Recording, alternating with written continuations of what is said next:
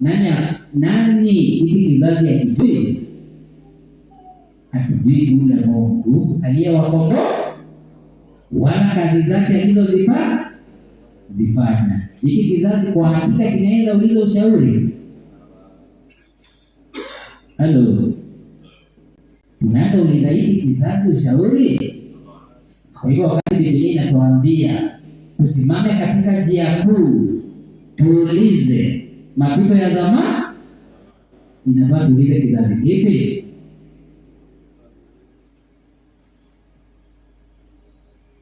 Naongea na kanisa. Kilichotangulia ambacho kwa ushuhuda kwa hakika tunauhakika kilimtii nani? Kilimjua nani? Tuko pamoja. Na kwa ajili tumekufa, tutawatoa tuwafufua, tuwaulize tafanyika namna gani? Exactly. Yale waliandika yamehifadhiwa kama kumbukumbu kwetu. Tuko pamoja. Tumeona ya kwamba wakati Musa alikufa, maneno Mungu aliyompa yalikabidhiwa nani? Yoshua na Wanaisraeli wote, na agizo la Mungu lilikuwa ni wayafuate, wayatii katika kila kauli, wasigeuke kulia wala kushoto. Tuko pamoja. Vile vile kizazi chetu wakati huu, maagizo inayofaa tufuate ni yale yaliyokabidhiwa wazee wa imani tangu mwanzo wa imani mpaka kipindi kile. Kulingana na Biblia, tumeshuhudiwa kwa hakika walikuwa pamoja na Mungu, walimtii Mungu. Kwa ajili pale tumeambiwa time zote za Yoshua walimwabudu nani? Mungu. Na shida ilikuwa tu wakati Yoshua anapokufa na hizo kizazi ilichokuwa wakati wake, shida inaingia. Ningependa tuangalie nukuu katika historia ni lini na ni parallel gani tunaonyeshwa. Wakristo washaikuwa indeed wote wanaabudu Mungu. Na hii ningependa tuangalie kwa historia ilipewa Yohana katika Patmos. Na historia ya makanisa 7. Ni kanisa moja tu inayo meet hii ni kanisa la Philadelphia. Kuna experience kanisa ilikuwa nayo yenye tunaambiwa indeed walikuwa at par of God's standard. Walikuwa indeed wamekuwa na ule upendo wa kwanza, a brotherly love. Ndio kanisa pekee katika yale makanisa 7 yenye hakuna jambo moja limeongelewa juu yake. Hakuna dosari Mungu anayezungumzia hapa, kumaanisha iko parallel na experience ya wakati wa Yoshua. Iko kipindi walimtii nani? Mungu, walimwabudu Mungu. Nataka tuone katika kitabu cha Ufunuo 3 ndio tuweze kulinganisha hiyo kipindi na wakati wetu.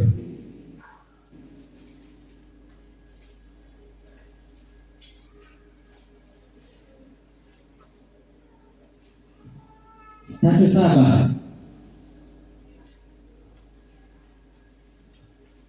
saba Ufunuo. Tende 3:7 Ufunuo. Na kwa malaika wa kanisa lililoko Philadelphia andika, haya ndiyo wanenayo yeye aliye mtakatifu, aliye wa kweli, aliye mtakatifu, aliye wa kweli, aliye na ufunguo wa Daudi. Ndio yeye mwenyewe hufungua wala hapana afungaye, naye afunga wala hapana afunguaye. Naye Mesha. Ningependa tuendelee naye. Na yajua matendo yako. Na yajua matendo yako. Nani anajua? Tuko pamoja kabisa. Ningependa turudi Ufunuo 1 kwa introduction, tunaambiwa pale mwenye anayesimama katika vile vinara za taa 7 ni nani? Ni Yesu. Kwa hivyo kwa kila kanisa hizi vinara 7 za taa zinasimamia makanisa 7. Kwa hivyo anaye jua hali ya kila kinara cha taa kama kinawaka ama kinazima ni nani? Yesu. Kwa hivyo anapoongea kwa hii kanisa ya Philadelphia, kwa hakika kiwaambia najua matendo yako, anayajua kwa ndani na nje. Tuko pamoja? Tuendelee msomi. Nasema verse 8. Ndio. Na yatoa matendo yako, tazama nimekupa mlango uliofunguliwa mbele yako, ndio, ambao hapana awezaye kufunga. Kwa kuwa unazo nguvu kidogo, nawe umelitunza neno langu. Pause. Nataka tulinganishe hili na maagizo Mungu anayopea Yoshua. Alipea maagizo gani?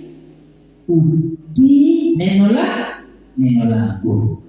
Na tunapoona wakati Yoshua anapomaliza safari, inaandikwa tena Yoshua na hiki walifanya nini? Walitii neno la Mungu, wala hawakubaduka kulia wala kushoto. Again tunapata katika hiki kipindi cha mwisho kanisa la Philadelphia, ushuhuda uko sawia na ule wa kipindi cha Yoshua. Wametii neno la Mungu, na kwa ajili hili nini imefanyika kwa msomi? Tuendelee. Ndio inasema tazama, nakupa walio wa sinagogi la Shetani, ndio wasema kwamba ni Wayahudi, nao sio, ndio, bali wasema uongo. Tazama, nitawafanya waje kusujudu mbele ya miguu yako, na kujua ya kuwa nimekupenda, kwa kuwa umelishika neno la subira yangu. Umelishika neno la subira yangu. Mimi nami nitakulinda mtoke katika saa ya kuharibiwa, tayari kuujilia ulimwengu wote. Mimi nami nitafanya nini? Nitakulinda. Kuna ghadhabu inakuja na kuna ahadi inapeanwa ya ulinzi kutokana na ile ghadhabu, na utalindwa kama utatunza neno la subira ya Mwenyezi Mungu.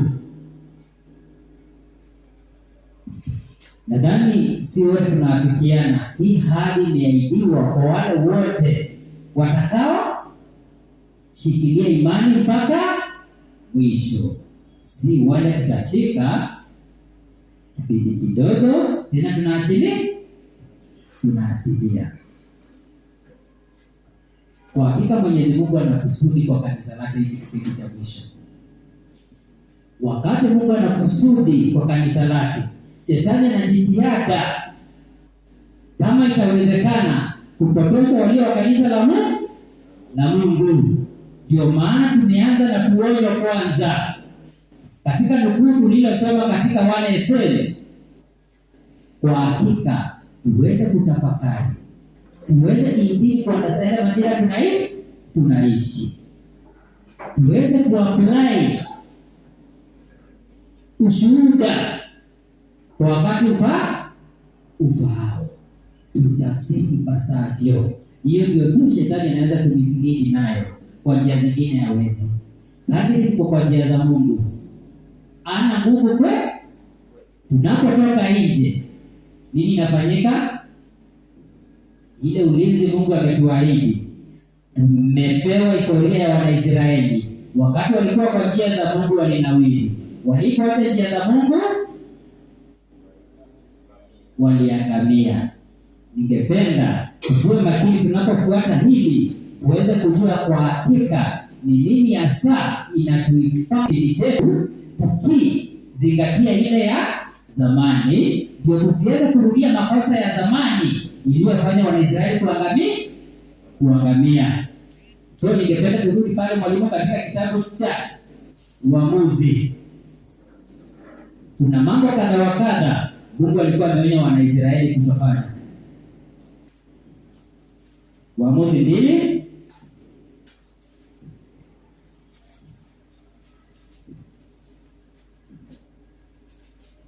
Nataka tuanzie verse 2 ama tuanzie verse 1 ndio ieleweke kwa kila mtu. Nasema, Twende. kisha malaika wa Bwana alikwea juu ya kutoka Gilgali kwenda Bokimu, akasema, mimi nimewaleta ninyi mkwae juu ya kutoka nchi ya Misri, nami nimewaleta hata nchi niliyowaambia baba zenu. Nami nilisema mimi milele sitalivunja hilo agano langu nililo nanyi.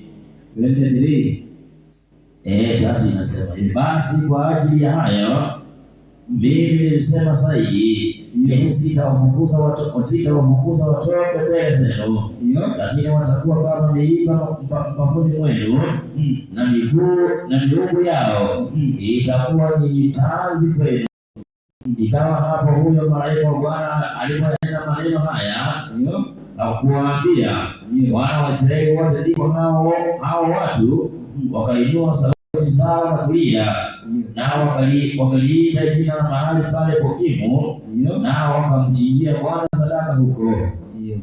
Basi hapo Yoshua alipowapa watu kuruhusa waende zao, wana wa Israeli wakaenda kila mtu kuendea urithi wake, ili kuimiliki hiyo nchi. Hapo kwanza, na wanapomiliki ile nchi, tunaona kuna watu kabisa Mungu hakuondoa hapa bado waliba.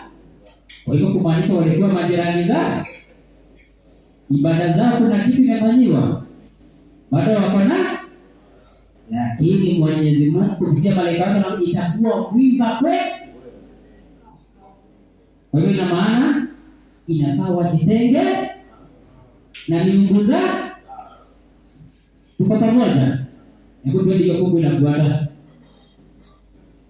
Inasema hivi. Inasema hivi. Wakaenda mtu kuurithi wa ile kuimiliki hiyo nchi. Watu hao wakamtumikia Bwana siku zote za Yoshua. Wakamtumikia nani? Bwana siku zote za Yoshua. Twende. Na siku zote za hao wazee walioendelea siku baada ya Yoshua, hao walikuwa wameiona hiyo kazi kubwa ya Bwana yote aliyokuwa ameitenda kwa ajili ya Israeli. Kisha Yoshua mwana wa Nuni mtumishi wa Bwana akafa. Kwa hivyo tunaona si Joshua peke yake anayemtumikia Bwana, ila watu wote wa Israeli, kumaanisha walielewa yale maagizo Mungu aliyowapea, na hicho kipindi chote Israeli ilikuwa katika amani na kustawi. Shida inaingia wakati mtumishi wa Mungu Yoshua na kizazi hicho wanapokufa. Verse 11 mambo yanabadilika. Ningependa tuende pale kwa pamoja. Inasema wana wa Israeli walifanya yaliyokuwa ni maovu mbele za macho ya Bwana, na wakawatumikia mabahari. Kwa hivyo kumaanisha nani alikuwa kikwazo kwao hiki kipindi chote? Yoshua. Na nani mwingine? Leo, Yoshua wa leo na wazee wale watakao simama kama ukuta kwa wana wa Mungu wasije wakageukia Misri. Wako wapi? Ina maana wewe unayojaliwa hii nuru si kwako tu ikufai ama ikufaidi, ni kwa ajili ya wale wote watakao kusikiza na wale wote watakao kutizama mienendo yako. Hiki ndicho kipindi tuko. Si wengi wanajiita Waisraeli, wanaenda kama Wanaisraeli. Kusudi ni kuna miungu Mungu ameondoa kabisa, lakini ni kuwatahadharisha wana wa Israeli kujihadhari na tumepewa njia ndio hii ya uzima na ya uharibifu. Chaguo ikaachwa kwetu, tuchague ni gani tutakayofuata. Tunaona hiki kizazi kinacho achwa na wazee wanapokufa, inafanya kinyume na mapenzi ya Mwenyezi Mungu, wanamtumikia Baali. Nini inafanyika tukitoka pale? Msomaji? Naam. Tuendelee. Nasema hivi. Ndio. Wakamwacha Bwana Mungu wa baba zao aliyewaleta kutoka katika nchi ya Misri, wakafuata miungu mingine, baadhi ya miungu ya watu wale waliokaa karibu nao pande zote, wakajiinamisha mbele yao, wakamkasirisha Bwana, akaghadhibika, wakamwacha Bwana, wakamtumikia Baali na Maashtorati. Tuko pamoja? Wakati ghadhabu ya Mungu inapowaka, haiwaki bure. Lazima kuna njaa kwa wale wote walio heka nadhiri na Mwenyezi Mungu kumtii. Wanapogeuka, ndio ghadhabu ya Mungu inawaka kwao. Hiki ndicho kipindi tuko. Ile dhehebu ililopewa ile jina tunajiita leo, alitembei katika ile imani waliokabidhiwa. Ndio maana kusudi mimi na wewe tuko pale kwa ile ningependa kitu ya kwanza tuelewe. Wakati separation inakuja, haikuja wakati kanisa iko imara. Lazima kuwe na wasi. Wakati kunapokuwa na wasi, Mungu anafanyanga jambo, lazima atatenganisha. Maonyo mmepewa, ila kukicha yamepuuzwa. Mungu huwa anatenga wanaomtii na wasiomtii. Hapo ndio kanisa la Philadelphia ilitoka.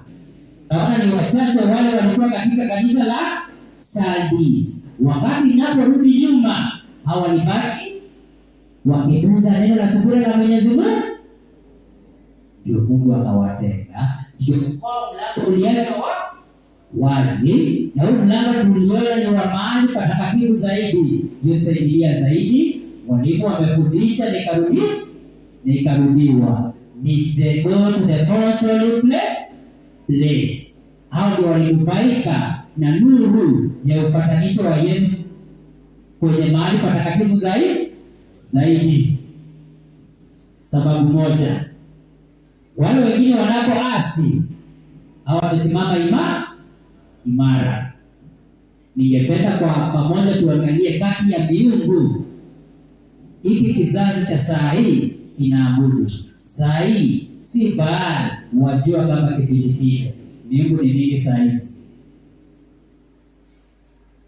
Na ukiangalia kwa undani, ibada ile ya Baali si tofauti. Jina tu imebadilika. Wakati Waadventista wa Sabato wanapokabidhiwa hii imani na jina ikiwa na vigezo mbili za imani. Kitu ya kwanza wakiwa na tumaini ya kuja kwa Yesu mara ya pili, na jina Seventh-day Adventist, kuashiria ile imani wameshikilia. Hawakupewa jina tu, ila hope katika ile jina. Walikuwa na matarajio Yesu kuja mara ya pili. Tunaposikiliza vigezo mbili za imani yetu, hatutabaki wa Sabato kwa jina. Ndio tunapojua Yesu atakuja mara ya pili, lazima kuwe na maandalio yenye inatupaswa mimi na wewe tufanye. Anapokuja tupate tukiwa tayari. Hii ndio yenye inatufanya kwa hakika kuwa wasabato kiimani, si wasabato kwa jina. Jambo hilo lingine linahusu mimi na wewe ni kuangalia sana, ndio tuweze kujua kwa hakika ni miungu ipi ile inaweza kuwa nikiwa hapa na abudu ya Baali ama Astore bila kujua. Mungu alinitenga nayo, lakini nimerudisha ushirika nayo.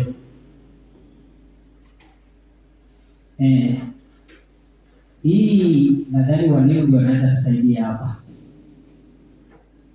Mwaka wa 1844 onwards, kwa mafundisho ya wanasabato, kuna kitu ilikuwa inaitwa Trinity. Wakati wa mwanzo wa safari ya Waadventista wa Sabato, from 1844 onwards, kwa imani ya wa na Sabato, kulikuwa na Mungu wa utatu. Ningependa tuangalie hii parallel. Vile Wanaisraeli waliacha Mungu aliyewakomboa kutoka Misri, wakageukia miungu ya mataifa, na kipindi cha 1844 wakati Mungu anapowakomboa kutoka utumwa wa Kirumi kama Papo Eras, na kuongoza katika nuru yake, ndio tuweze kuona mahali tunakosea, na yale makosa unaposikia yakitajwa, ikuwe ni kwa dunia, ni kwa kanisa, uweze kujua hii si ya Mungu, hii ni ya Babeli. Kwa hakika Mungu amepeana maagizo tutakayofuata, yatakayotuandaa ili anapokuja mara ya pili atupate tukiwa tayari.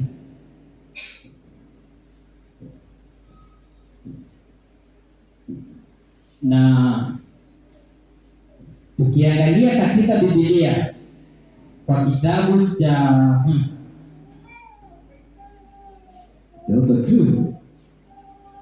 The Book of John chapter 17 verse 3, kuna kitu ningependa pale uweze kupata.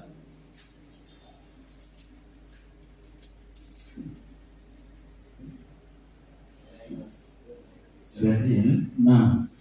Basi John. Naam. Inasema hivi Biblia 17 mstari wake ni 3. Ndio. Na uzima milele huu. John 17 verse 3. Na uzima wa milele huu. Wa kujua wewe Mungu wa pekee wa kweli. Wa kujua nani? Wewe Mungu wa pekee wa kweli. Na Yesu Kristo uliyemtuma. Na Yesu pekee, Yesu Kristo uliyemtuma. Kwa hiyo kumaanisha hii hekima ya kweli na uzima wa milele inamtambua Mungu wa pekee na Kristo aliyemtumia. Na hii ni kutoka mwanzo mpaka mwisho. Utakapokuja hekima nyingine na kizana na hii, ni ishara tosha yeye kutokana na kukomboa katika utumwa. Ina maana hii ni geni na inafaa tujue kwa hakika itokani na Mungu. Kuna kusudi Mungu alikuwa nalo alipo hata katika nakala maovu yote ya Wanaisraeli, na pia sio hiyo pekee, walipotubu ile ilifuata, na zaidi ya hayo ile hatima alikusudia kuwafikisha. Hii nuru ndio nadhani kila Mwadventista msabato anafaa kuwa nayo. Tunapotupata tunajifunza, tujiulize kitu ya kwanza, hii tunajifundisha kwa hakika ndio mitume waliamini, ndio manabii waliamini, na ndio wazee wa imani waliokuwa mbele yetu waliamini.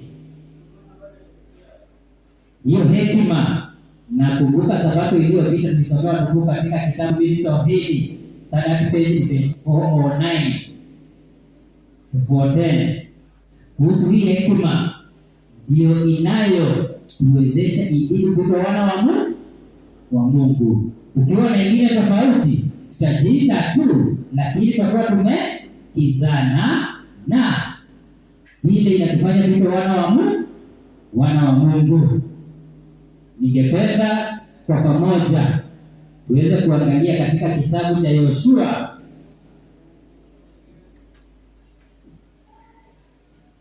1 mstari wa 8. Yoshua 1 mstari wa 8 nasema hivi, naam, kitabu hiki cha Torati kisiondoke kinywani mwako, naam, bali yatafakari maneno yake mchana na usiku, upate kuangalia kutenda sawasawa na maneno yote yaliyoandikwa humo, maana ndipo utakapoifanikisha njia yako, kisha ndipo utakapostawi sana. Ndio nafika hapo. Kwa hivyo kitu ya kwanza kutoka mahali tumeanzia, tumeona ni maagizo Mungu anapea mtumishi ndio anakabidhiwa watu wake, na ushauri ni usiku na mchana miyatafakari yaliyoandikwa katika hiki kitabu cha sheria. Na hapo kwa kuyatafakari ndio nafasi inaingia. Napo yatafakari tunaongeza na sauti ya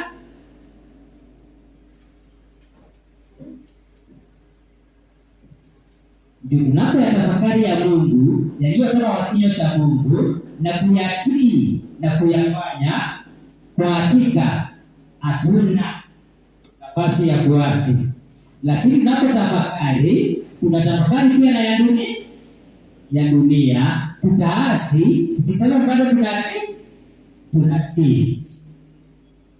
Kwa hivyo tunaona pia mafundisho potofu yanakuja pia kwa kusomwa, kwa kufundishwa.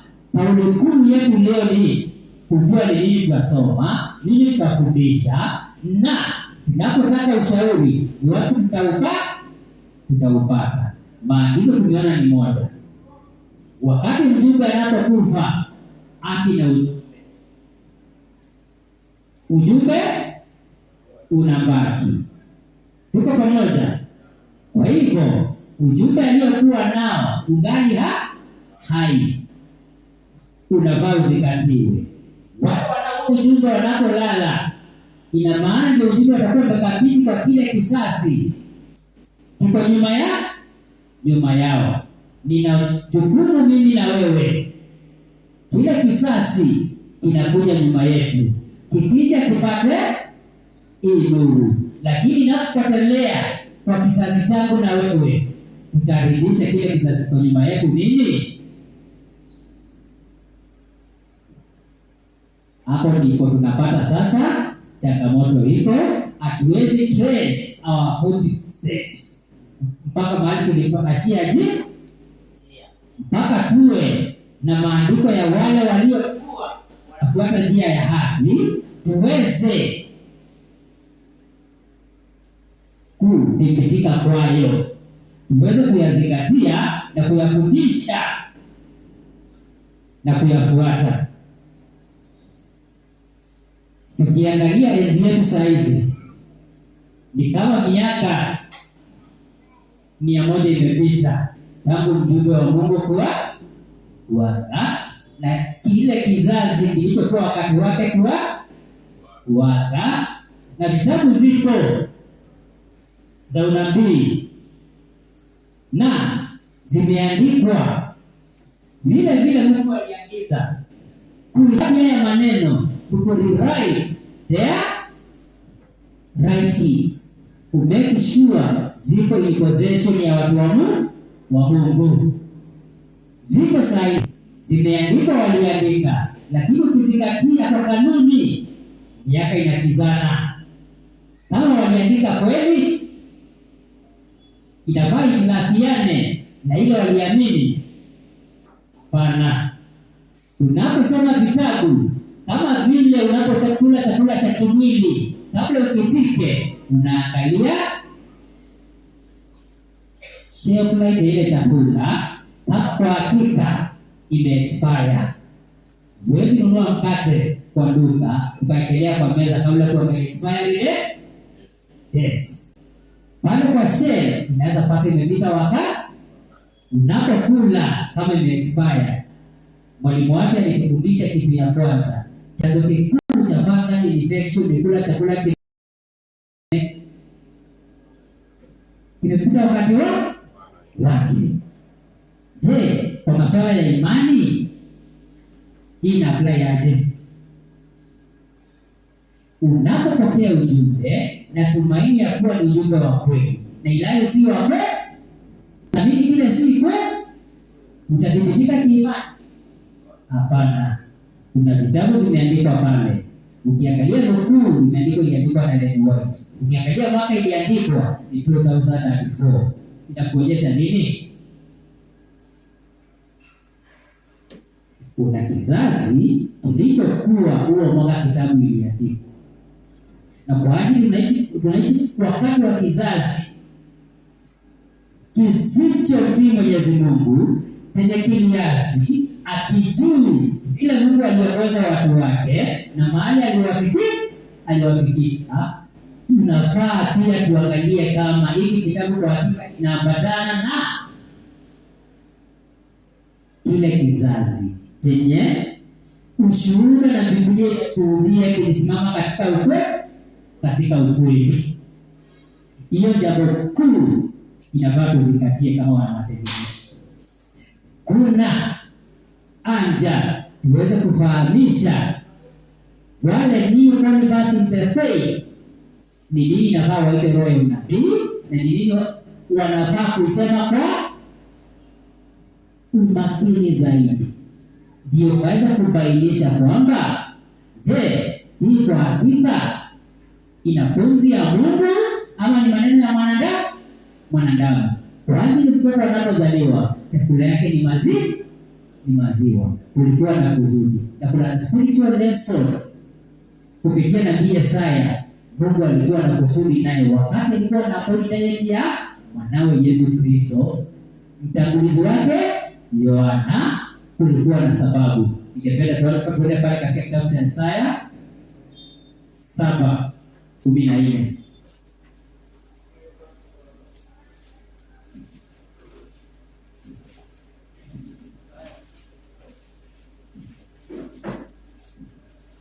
Isaya 7:14-15 nasema hivi, ndio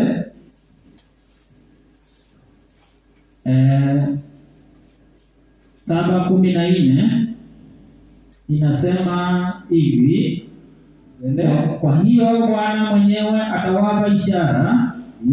Tazama, bikira atachukua mimba, atazaa mtoto mwanaume, naye utamwita jina lake Emanueli.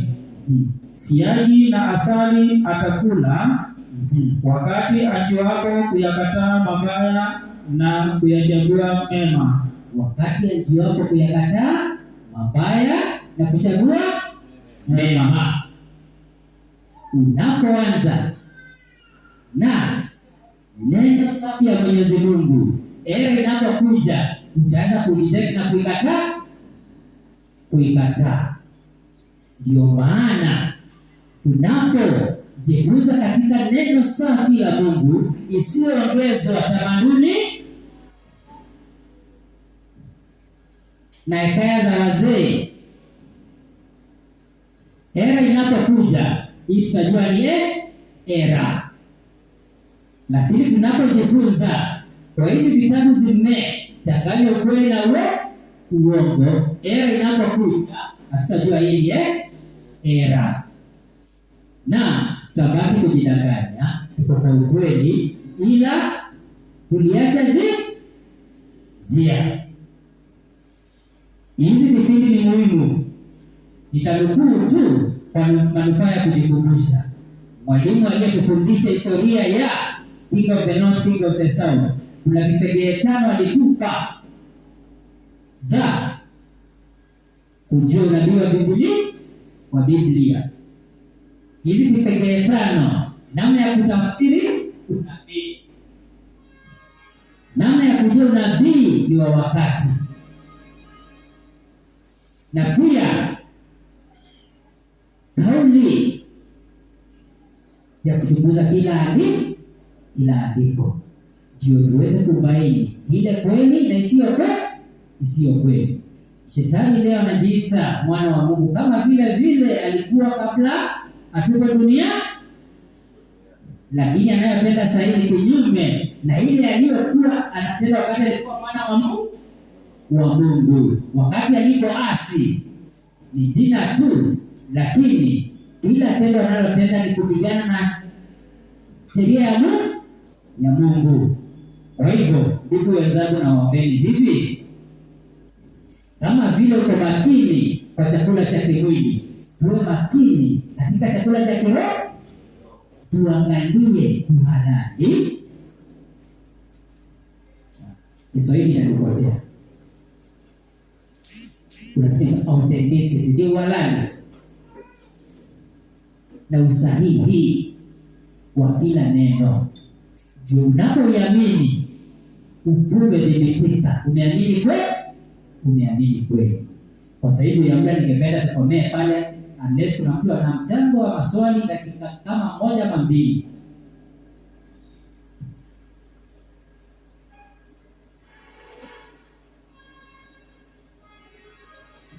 Yaani kama hakuna, ningependa tufungie hapo kwa ombi.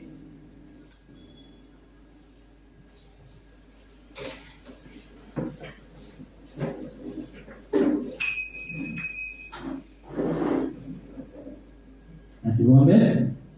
Ee Mwenyezi Mungu, muumba wa mbingu na nchi, nasema ni asante kwa ulinzi na uongozi wako.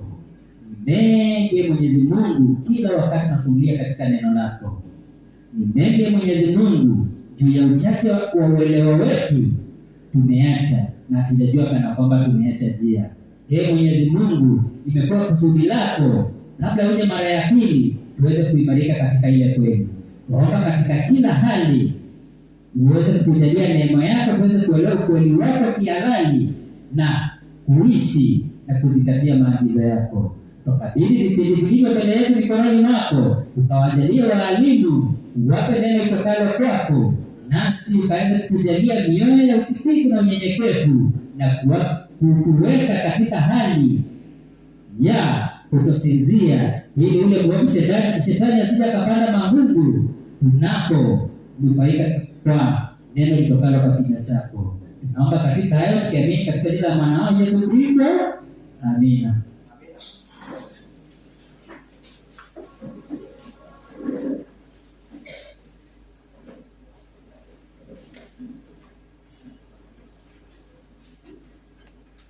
Happy Sabbath. Happy day. Happy day. Happy Sabbath. Bwana Yesu asifiwe. Amina. Asante. Mnasemaje kwa kipindi? Amina. Okay. Amina. Barikiwa sana mtumishi. Ni wakati mwingine wa Bible study. Uko tayari kusikiliza ujumbe? Uko tayari? Naam. Niseme hivi kwa dakika moja.